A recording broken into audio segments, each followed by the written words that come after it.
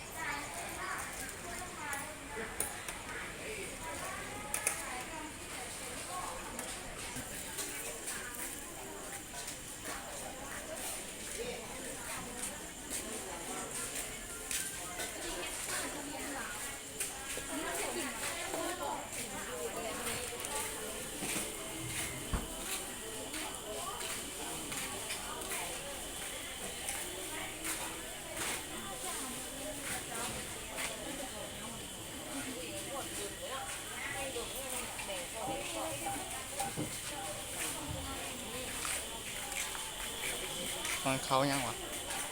เขายังวะมันบอมีมันเบิดมาเลย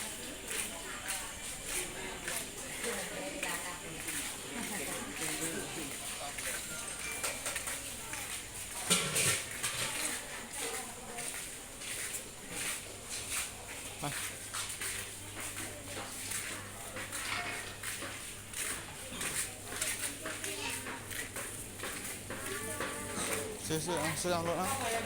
ตัวปลาต้องไปสีหอมมะกรูดแล้วมึงเอายิงมึงกับวางมันยำโซ่อาหารเลยเด้อ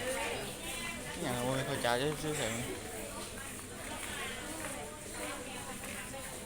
ร้านเขามีแล้ว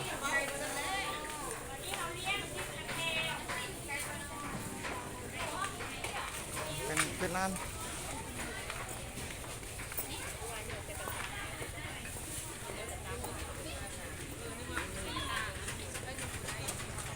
เมื่อไหร่ก็ซื้อนี่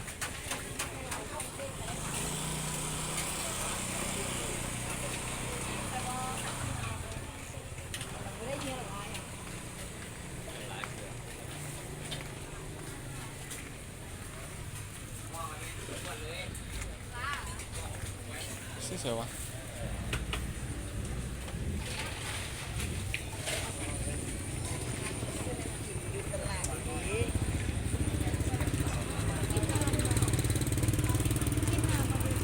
กินซื้อไหม